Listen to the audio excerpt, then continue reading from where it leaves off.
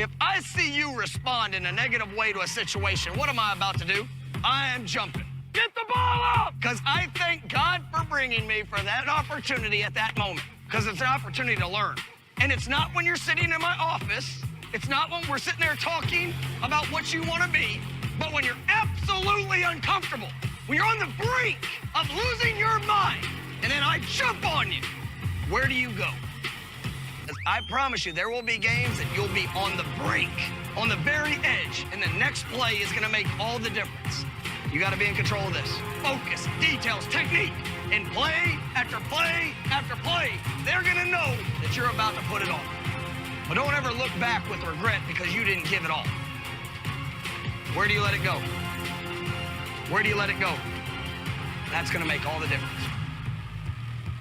Hello, and welcome to all of our Seminole Booster members and Seminole fans alike. I'm Brian McFadden, and thank you for joining us today for the Seminole Boosters Spring Showcase ahead of the FSU football spring game. We open with a trailer from The Climb, an exclusive benefit for Seminole Booster members. If you're not yet a member, be sure to sign up at FSU1Tribe.com to get access to the inside look at your Seminole football program. Coming up, we'll speak with some very special Florida State guests. So without further ado, let's get into it. Please allow me to introduce to you the coolest president in the country, Florida State's President John Thrasher. Mr. Thrasher, thank you for joining me today, taking some time with all of us. How are you doing? I'm doing well, Brian. First of all, thank you for everything you're doing through your great career at Florida State, and I know you're doing some great things right now.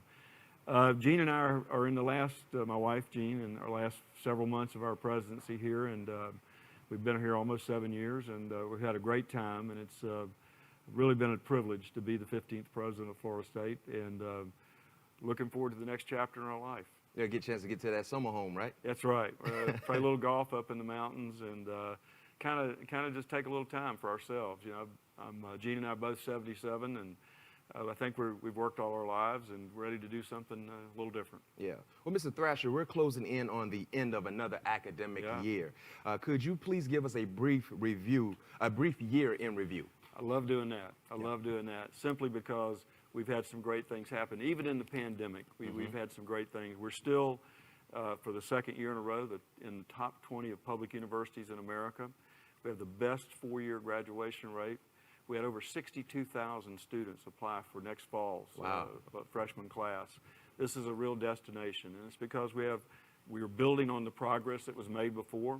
We have some great faculty members and great students, and we're looking forward to another great year at Florida State. Well, Mr. Thrasher, I know you're just as excited as all of the students who will get a chance to walk in this year's upcoming commencements. Considering how last year's ceremonies had to be canceled, what do this year's ceremonies mean to you? Well, first of all, we're doing 11.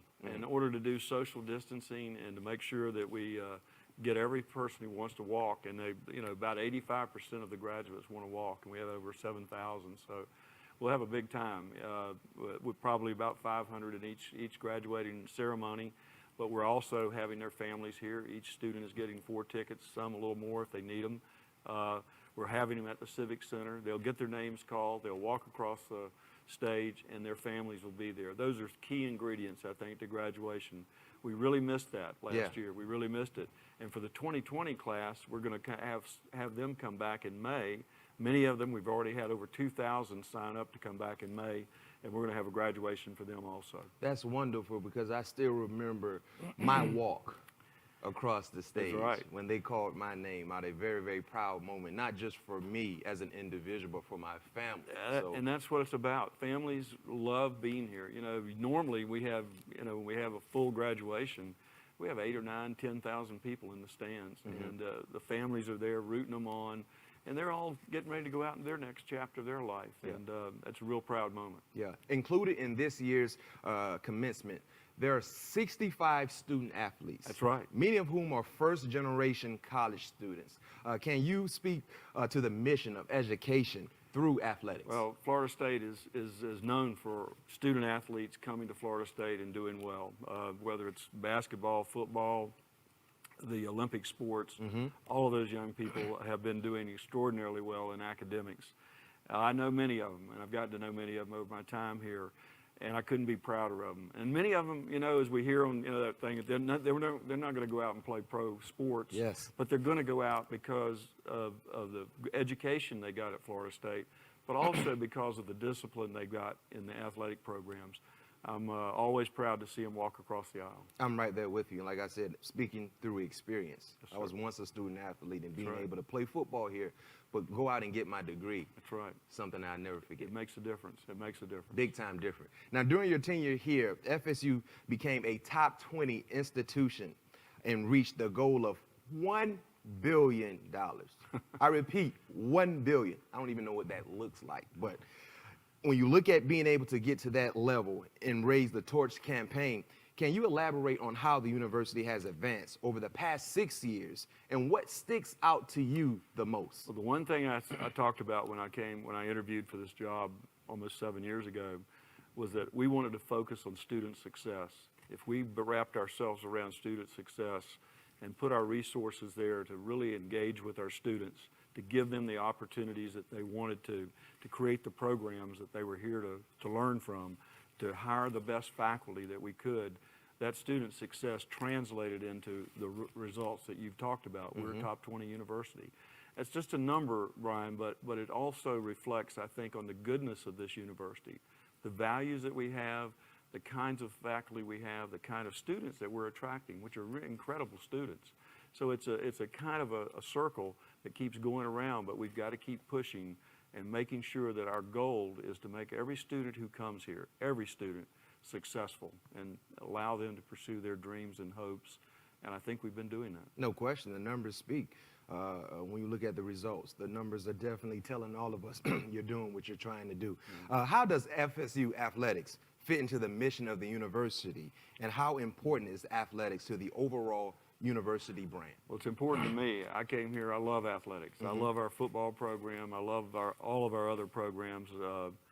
I go to as many sporting events as I can. And, you know, the athletic programs for a lot of our graduates and a lot of our friends are the front porch of what they look at Florida State. They see us being successful in sports, then they hear more about the other things that we're successful in, like academics. Yes, sir. So I think sports we're never going to move away from our fine athletic programs that we have. We have some wonderful coaches, a great administration in athletics, and we're recruiting obviously some of the best athletes in America. No doubt. And can you elaborate on the economic impact athletics has? Well, it hasn't been that good lately with COVID, but unfortunately, we're getting out of that. Fortunately, we're getting out of it. Unfortunately, it's been a tough time for us. But look, athletics are what they are. People support these young people whether in the football field or whether in basketball or baseball or the Olympic sports. Like I said, people love to support these athletes because they come here with such a passion to do well. And you know, we've had some down, but every university has with the COVID situation. But we're coming out of it, and we're going to come out of it even stronger. And speaking of coming out of it, I mean, right now, here currently in Tallahassee, there are so many people here. There are. You know, getting geared up for the spring game right. that will happen in an hour. So just seeing the fans coming in the flocks, you know what I mean? It gets you hyped up about what's next. The enthusiasm is still there. I mean, Coach Norvell, for instance, has done just a tremendous job, you know, talking about the program around the state and other places. I'm very, very confident in his ability to bring this program back to the levels it was, and I know that he's confident he can do that with his assistant coaches and the kind of young men he's recruiting. Yeah, no doubt. I'm excited, and he's doing a great job. Like you said, his staff is doing a great job. But it starts at the top. And you're the guy at the top. Do you have any last remarks for the alumni, fan, and booster base? I do.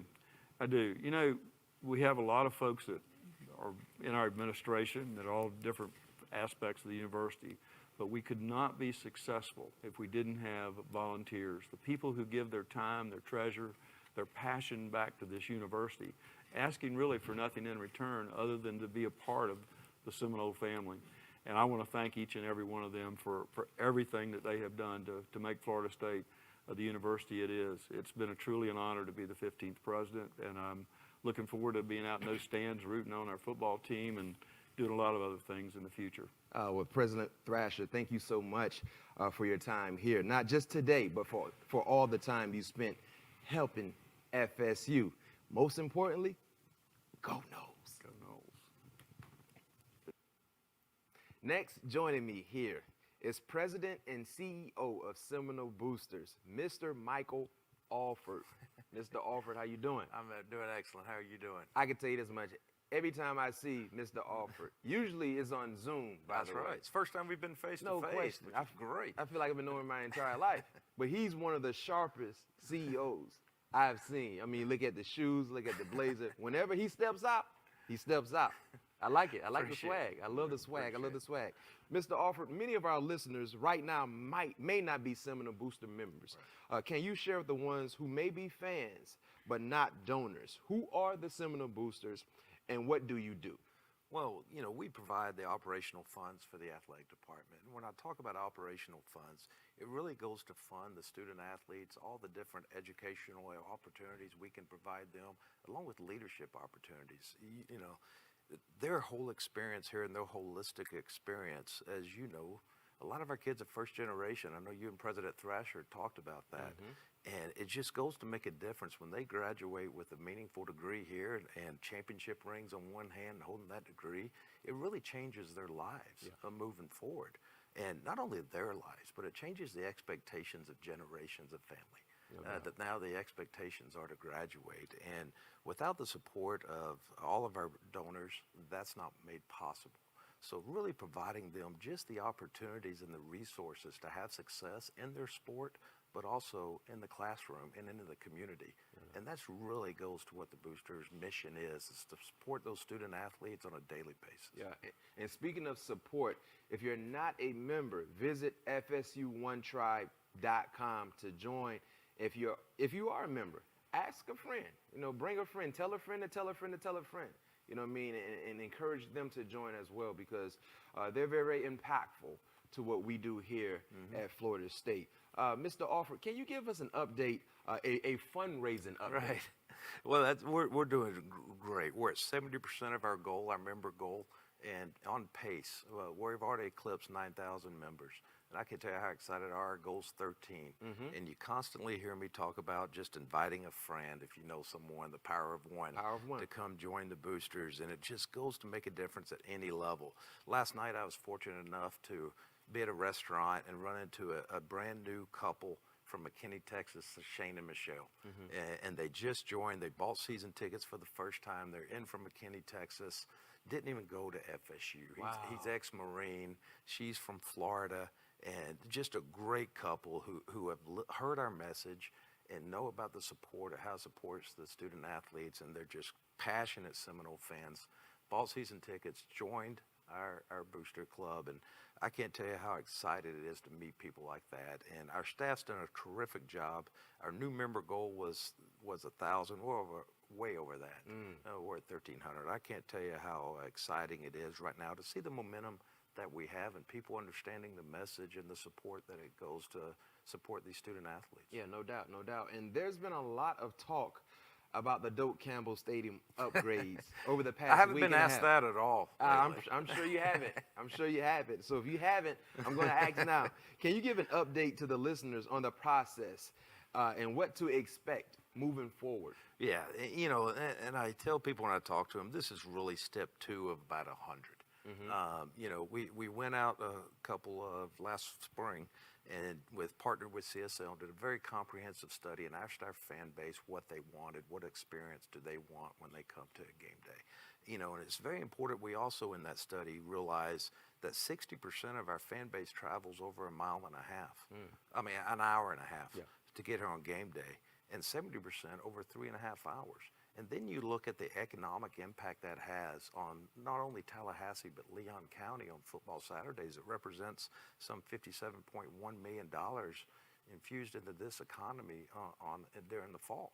So, I mean, it's very important that we listen to our fans. We took the feedback from CSL. We hired Populous, one of those top sports architectural firms in the country, to come in, see what they wanted, take a look at it, analyze the data, and then look at how we can improve the stadium and put that direct feedback back into those experiences, because it's very important that we change the experience of a fan comes, because a lot of times they're coming from professional markets that have all these different experiences in a stadium, and then sit down with them one by one, and that's my commitment. We will sit down one by one and talk about the different opportunities that a patron can have, and let them choose and make an informed decision on what they want their experience to be in the future. Yeah. And that's going to take time. It'll literally take over 2 years, having gone through this process before.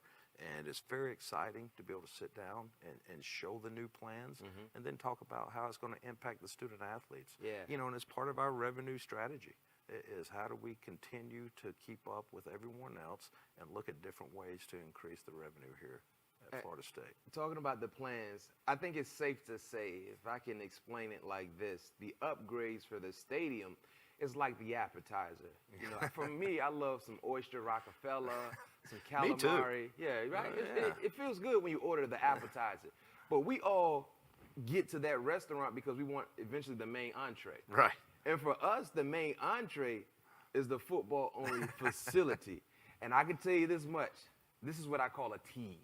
I've seen the pictures from Mr. Alford, and man, whew, I don't know if I have any eligibility left. We'll have to get you back. Yeah, I just want to step in the facility, because they look, it's an amazing venture that we're getting ready to embark in. So my question for you, do you have a date set for when you announce the updates to the football operations plan?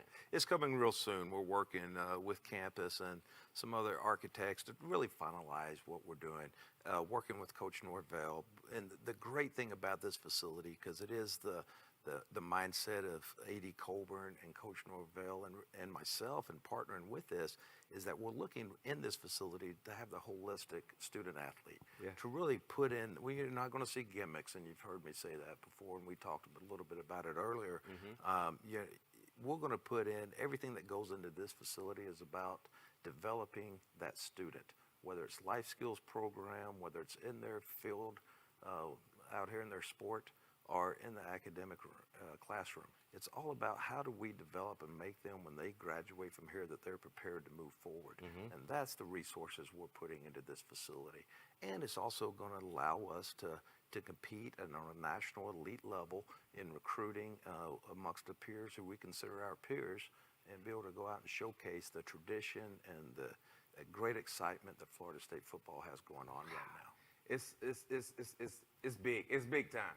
You know, I just use the example as the main entree. This is that big Kobe steak.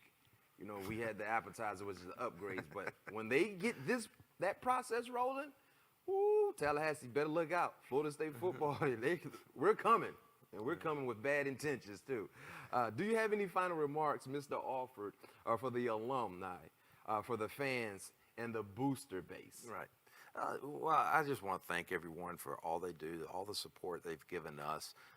Our fan base has been just ecstatic and very exciting to go out and talk to them. And they've heard the message. They're joining at a record pace, and they're also going out and inviting their friends to join. And I just want to encourage everyone to keep that up. It's really making a difference in what we're able to do, and the resources and the elite level facilities we're able to provide these student athletes. And I can't tell you how excited I am with the momentum we have going on right now. You're excited, and I think we all are excited. You're doing a tremendous job, you and your staff, and keep chopping wood like you guys been doing, and we will continue to support. And the power of one. Power of one. The power of one, right? Tell a friend to tell a friend. Mr. Alford, thank you for joining me here on the show. It's a pleasure finally speaking with you face to face. Look forward to some of the, I guess, in-depth ventures that you will embark on in the near future. And most importantly, go Noles. Go Noles.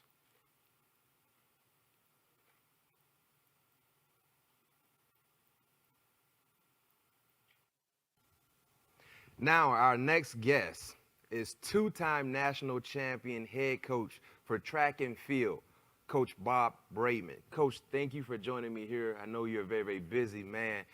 How you feeling? How you doing? Good. It's great to be here. And as you know from talking to all the other coaches, our kids and our staff are so excited to be competing again. Yeah. After being shut down for, seemingly a year, pretty close to a year. No doubt, no doubt. And for you guys that are watching us, as you see, there's a nice piece of hardware here on the table between me and Coach. And you can't purchase this at Walgreens or Walmart.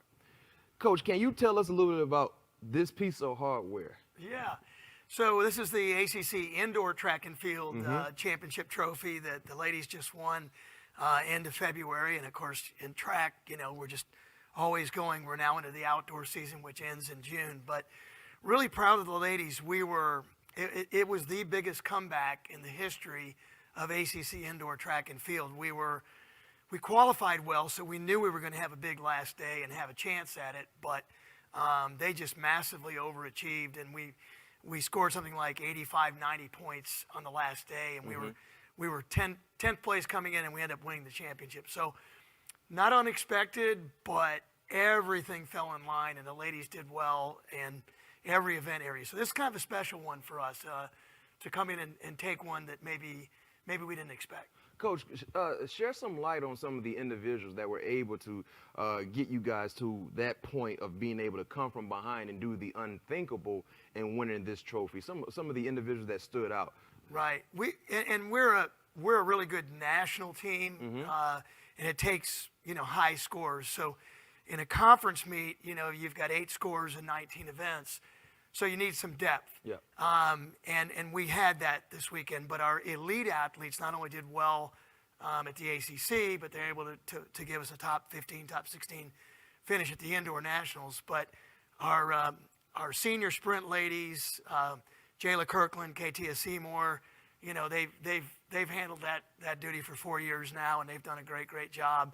And in distance, we had another senior as well, Maudie Skyring, that was she was 2-time All-American at the national meet. She scored in the 3,000 and anchored the distance medley that got 3rd. So, and a really surprised freshman, Ruta Lasmane from Latvia, came in, and we knew she was good.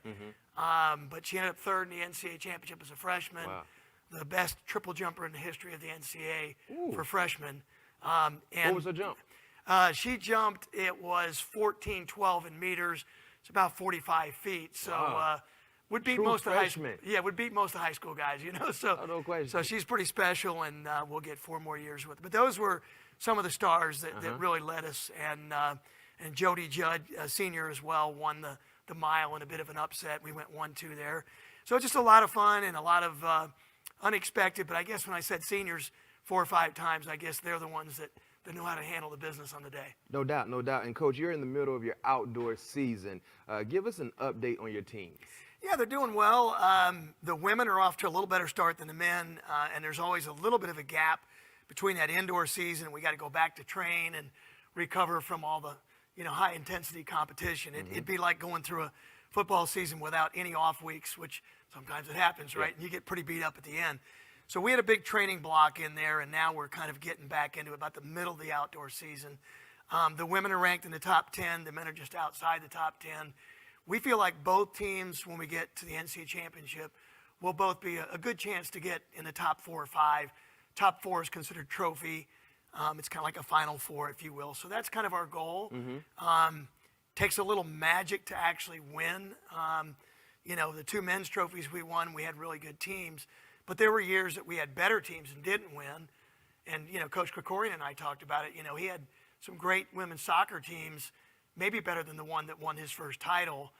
We talked about that. And at the same time, things just have to gel at the right time. And, in all sports, a little bit of magic, a little bit of momentum to hit it big. But we think at least we'll be easily in the top 10 with both teams. And that seems to be the standard on campus right now. No question. If you're not top 10, you're slacking a little bit, seems like. No doubt, no doubt. And speaking of being top 10, educate us about the postseason. What does your postseason look like? Yeah, it's a long postseason, really. It's a month long. So you've got the ACC championship that's the second week in May, and then you're 2 weeks later to the NCAA regional, and then 2 weeks to the national.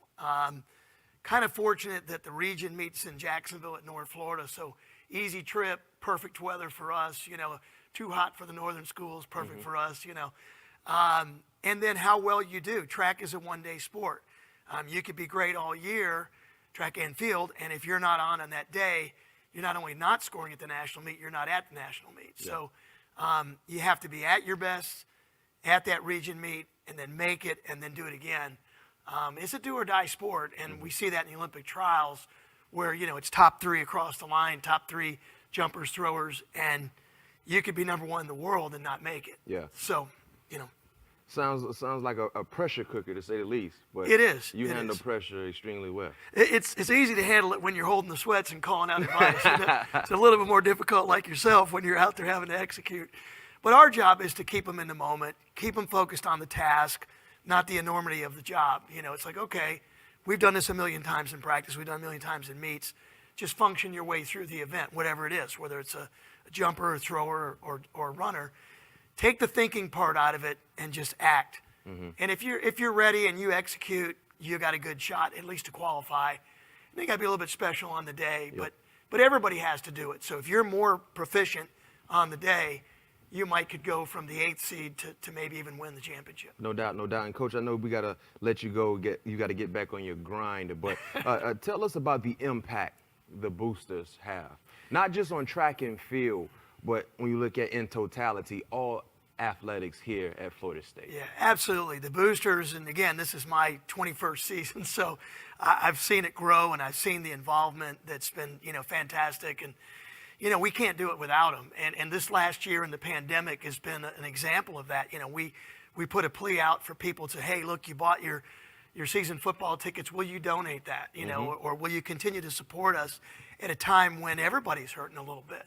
And we did a big fundraiser through the boosters for our track and field program to raise money to support the seniors that came back. So we had, these COVID seniors that got an extra year eligibility and support from, David Colburn and the athletic department. But we raised quite a bit of money ourselves to make sure that they didn't miss that opportunity when they were sent home from the championships, way back last year. So we were able to do that for 5 of our men and 2 of our women so they could come back. And it wasn't possible. It wouldn't have been possible without the boosters. And they've just been great to us and great for us. And, they turn out for events and what can I do? And they're really excited because we're hosting the National Cross Country Championship this fall. And everybody's like, Coach, I'll work. Just let me be there, Yeah. So we're very blessed, and it goes across all sports, as you say. Well, Coach Braidman, thank you for joining me here on the show. 2-time national champion and also bringing this magnificent trophy. And I can tell you this much, championships can become contagious. And this is the thing you want to catch if you're a part of FSU athletics. So let's see if this can rub off on some of the other sports here. 2-time national champion head coach, Coach Bob Braidman. Thank you for joining me. Thank you, Brian. Appreciate it.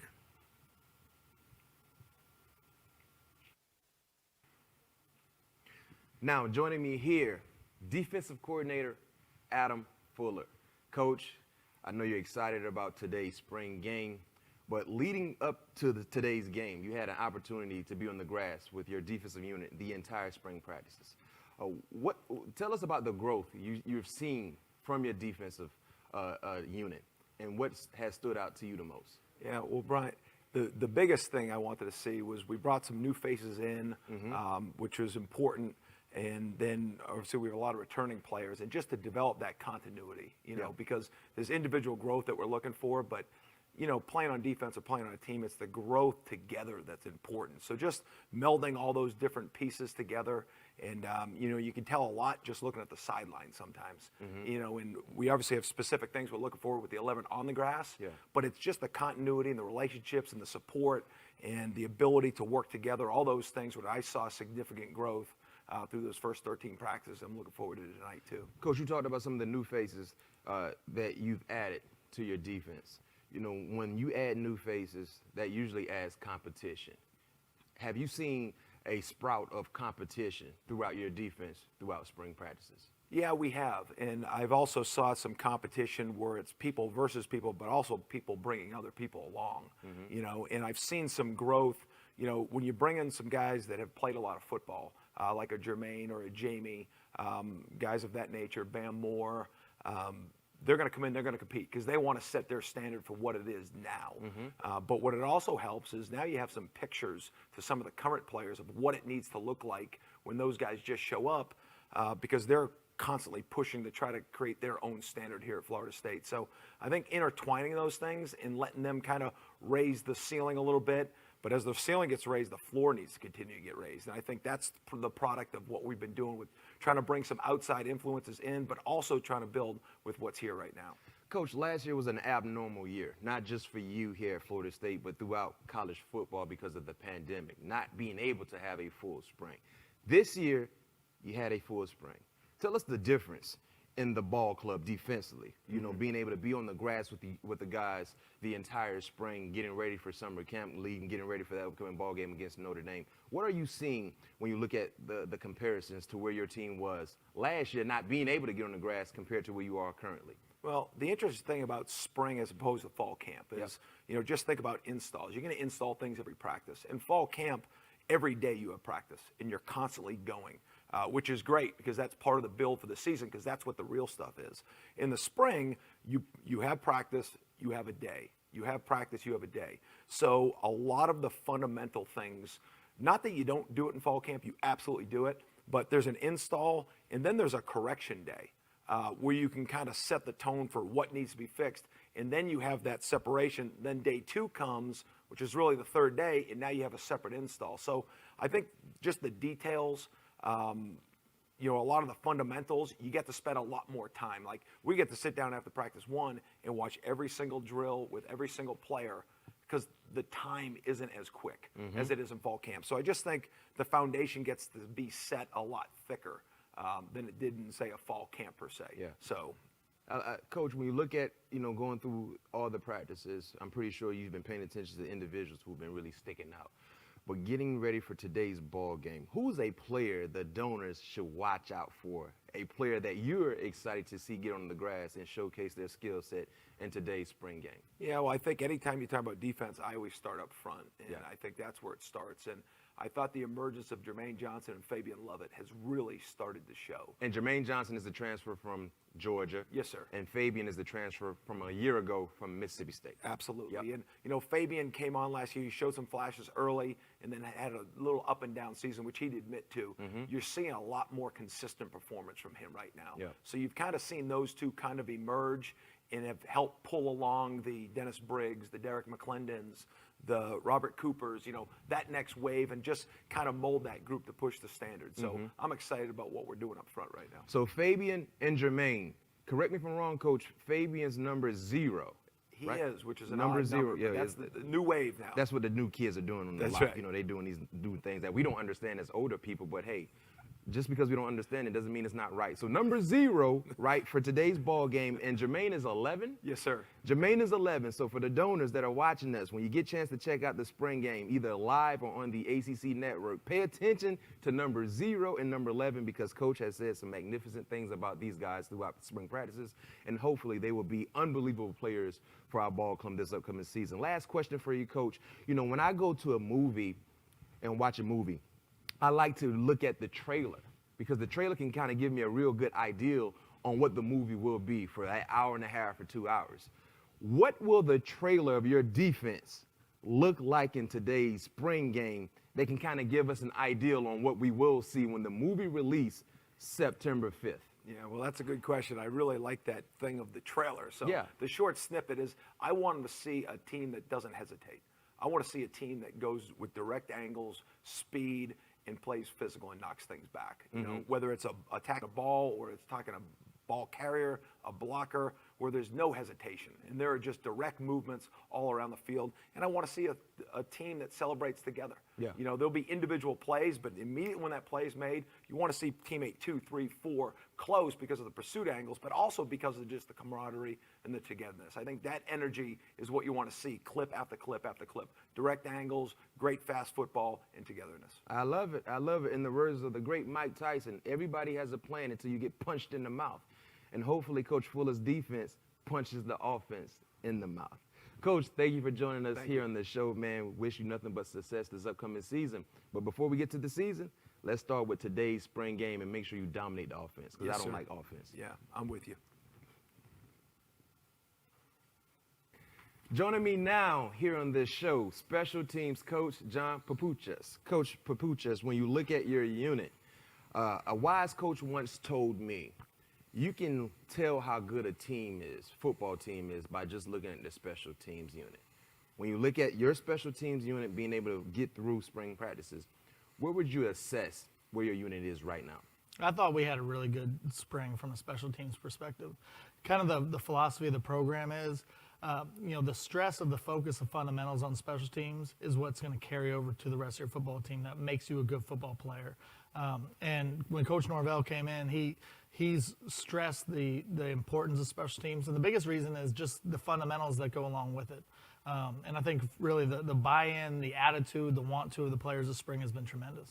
Looking back at the first official practice and being where you currently are getting ready for the spring game, what has stood out to you the most? I think the attention to detail, the effort, and then the focus, the intentional focus to get better at whatever the fundamental was that we were working that day. You can see, when guys take the field, we practice special teams in a couple different segments throughout practice, but one of them is right after the stretch. The first period of our practice is a specialty period, and just the intent and focus that the guys bring to the specialty is it? It kind of depends on the day, so we'll work, that's all fundamental. So we could work a front door, back door on a kickoff cover. We could work a block destruction if we're working the combat zone, a kickoff. We can work our sink technique on the front line of a kickoff return, but it's always fundamental based. But the idea is whatever that fundamental is going to translate to something else that you do in the game. Yeah. And, the intent and the want to and the buy-in has been really good. Your units brought back a lot of players that played a lot for you last year. But is there any, unexpected competition that has surfaced throughout spring that you're excited to see unfold, maybe in today's ball game or getting ready for the upcoming season? Sure. We do a lot of competitive drill work throughout the course of spring. Everything has some kind of competition level to it. And we got a lot of players that want to play and want to make an impact on special teams. So I think a lot of the jobs are going to be wide open. I think the two returners, both in the punt return game and the kick return game, is going to be interesting to see that battle play out. There's a lot of capable guys. Who do you have? What names? Right now, Travis J, Corey Wren, Ja'Kai Douglas. Those three have really been kind of the primary guys on kickoff return. And then, we're going to let kind of the punt return play out and see where that goes from there, too. Okay. And in today's game, it's not a four-quarter real game-like feel, the format of the game. So how will you incorporate special teams? Because usually in some spring outings, we would see a game, Garnet versus Gold. But now it's more of a scrimmage feel. But what should we expect to see from your special teams unit? Well, so all the field goals and field goal block is live throughout the course of the scrimmage.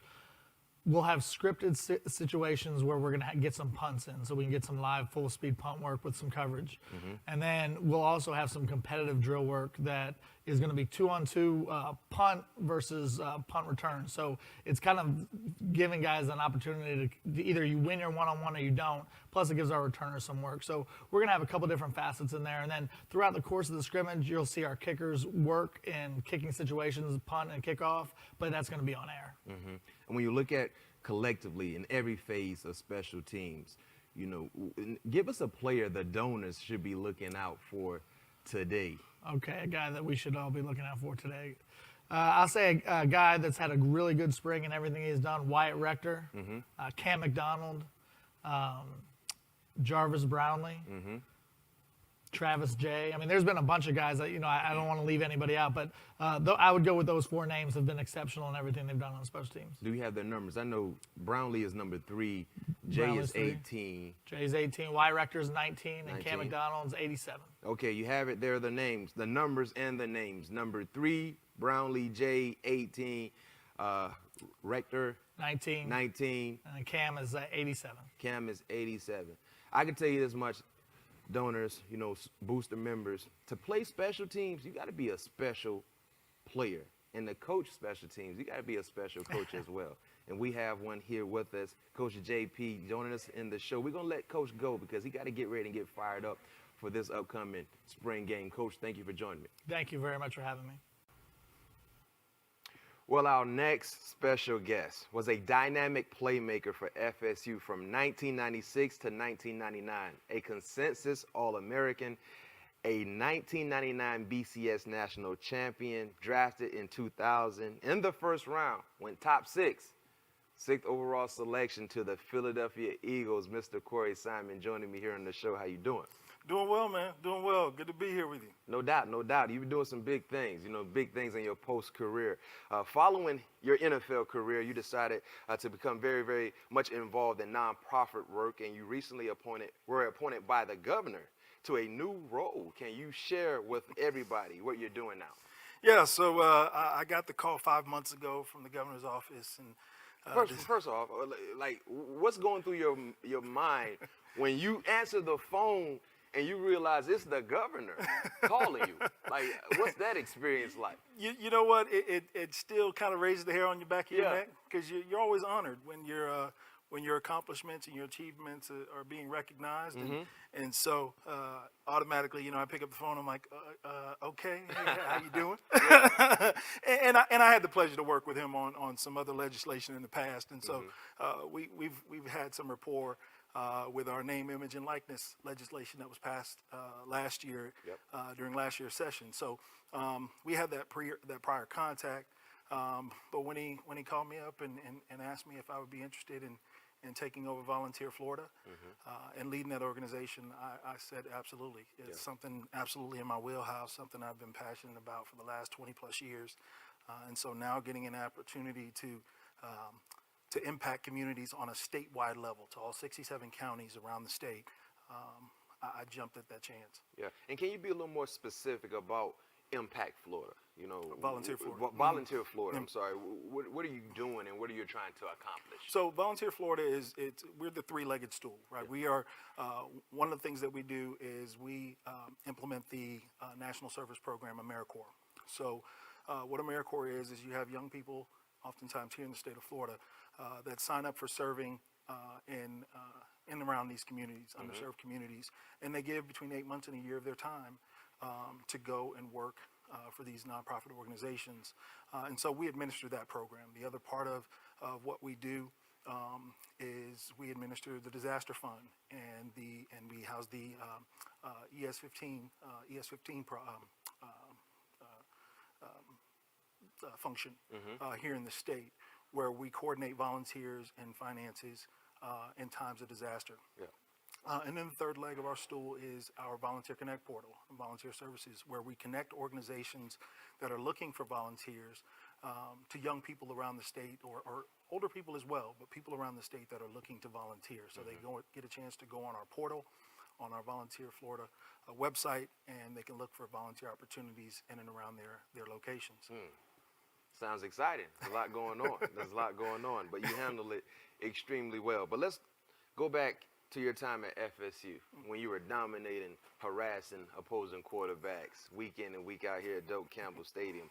When you were playing here, Corey, what did the relationships with your coaches mean to you? Man, that is everything. That was everything about being here at Florida State. Really having an opportunity to come and learn and be mentored by the strong men of faith that Coach Bowden put around us. Still to this day, Mickey Andrews lives right around the corner from me, and so getting an opportunity to still spend time with him and sit down and talk with him about life, right? It wasn't just the stuff between the lines. Rarely do we really actually talk about football when we get together. It's just about learning how to be a better father and being a better husband, and all of those things that I've taken away. My relationship with Odell Haggins, he was more like a big brother when he took over the defensive line unit from Coach Amato, and we helped raise him as much as he helped raise us, myself and my roommate Jerry Johnson. And so now having those relationships and seeing him now as a dad and all of those things. And so, it just can't be understated. What we learn between the lines, of course, is impactful, but outside the lines are the things that have stood out the most to me as an adult male, and having an opportunity to be a dad and now being in business with Volunteer Florida. Yeah, and tell the viewers a little bit about, how it feels to win a national championship. You guys went the first team to go wire to wire, if Yeah. not mistaken, in 1999, and ultimately winning the championship against VTech. What was that experience like? You know what I tell folks, winning the championship is great, but one of the I think the biggest takeaways for folks that are watching, the boosters that are watching this program, is you learn to fall in love with the process and not the prize. Right? As an athlete, it's about the process. It's about every day getting better. It's getting in the weight room and pushing yourself to your limits and getting out on the field and learning yourself, learning who you are as a player and developing that and coming together as a unit, and the relationships that are built through that. That's the fraternity. That's the family. Those are the things that last a lifetime, right? Winning the championship, it's not a whole lot from that night after winning it. I remember, I just kind of went back to the hotel and just put my feet in a bucket of ice and and just said, hey, we finally accomplished it. But it's looking back, and you start to look at the season that you had and all of the hardships and everything that you went through to get to that moment. Those are the things that stick out the most from being a champion. And talking about things that have stuck out the most, you played in a lot of big ball games, either here in Tallahassee or on the road. When you look at your entire collegiate career, what's the most memorable game? Oh man, of course that national championship game, playing against Michael Vick, the challenge that presented. You really, I'd never seen, outside of watching Charlie when I was younger. Charlie's a little bit older than us, and so outside of seeing that kind of talent, Charlie was that talent. When you start to look at, who Michael Vick was, that was Charlie in the early 90s. And so getting a chance to play against that talent and seeing that kind of speed on the field and just how much one guy. And up till then, you rarely get a chance to step on the field and see one guy take over a game. Yeah. Michael Vick was that guy. Yeah. Right? He just transcended everything that you become accustomed to seeing, even playing here at Florida State. And we played against exceptional talent, but he was probably the most talented opposition that I have ever faced in college. And that's saying a lot, because I remember that defense you were a part of. You had so many draftable players on that defense on every level. Absolutely. And Michael Vick he gave it to you guys almost by himself. Yeah, no, it was absolutely that. I mean, he was that guy that brought them back. I mean, we were destroying them in the first quarter, and in the first half. Really, we owned the first half, and then that third quarter, Superman put on the cape. Yes, sir. And he just came. I was like, man,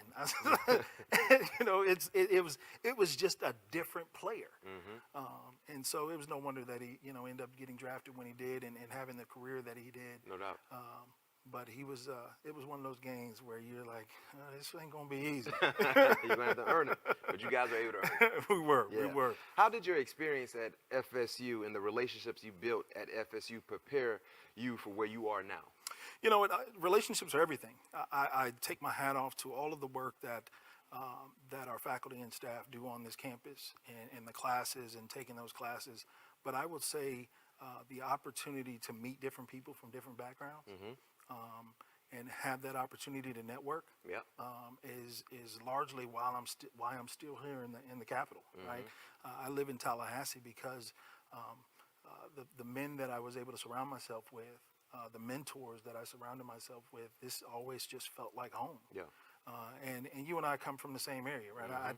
I coming from the city, coming from South Florida in Broward County, I didn't foresee myself moving and making my life here in a small town like Tallahassee. Yeah. But it was the relationship building. It was putting myself out there, getting, not just hanging around the players all the time and just kind of insulating myself around where I felt most comfortable.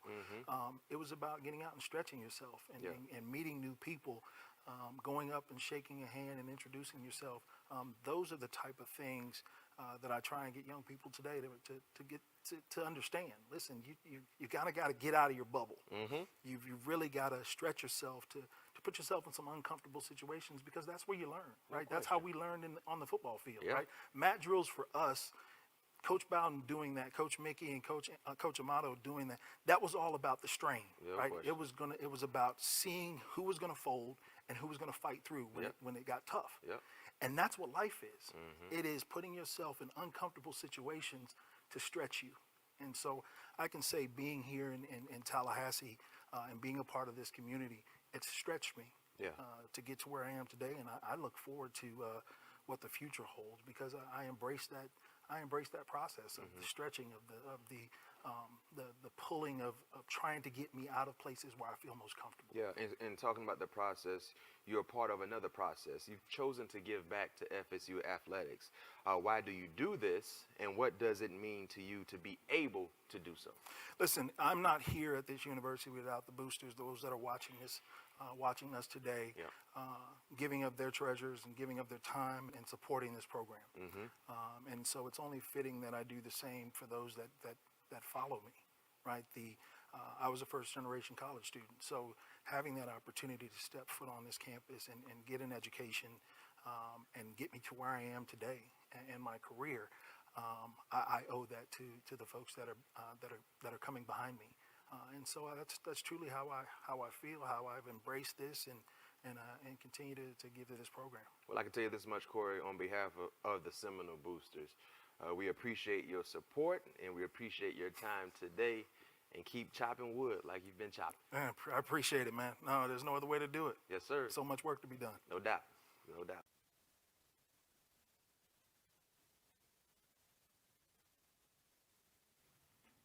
Well, Seminoles, that's a wrap. Thank you to our donors who support us and tuned in today. If you're a Seminole fan and you're not yet a Seminole Booster member, visit FSU1Tribe.com today to support the team. Now take a moment and kick it over to the ACC network and watch this outstanding team go to battle during their spring football game. Go Noles.